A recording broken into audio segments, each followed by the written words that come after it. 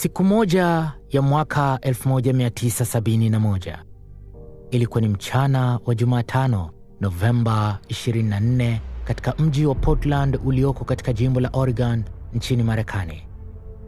Mtu mmoja aliyekadiriwa kuwa na umri wa miaka 40 hivi, akiwa amevalia suti nyeusi, shati jeupe na tai nyeusi juu yake na kiatu cha brown, aliwasili katika uwanja wa ndege wa kimataifa wa Portland. Mkononi mwake mtu huyo alikuwa amebeba briefcase nyeusi na bahasha ya kaki yenye urefu wa inchi 4 na upana wa inchi 12 hivi. Hakuna ambaye alidhani kuwa mtu huyo mtanashati alijiandaa kutekeleza uhalifu mkubwa ambao hautasahaulika.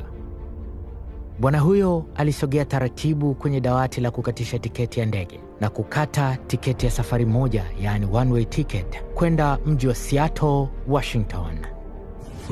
Siku moja ya mwaka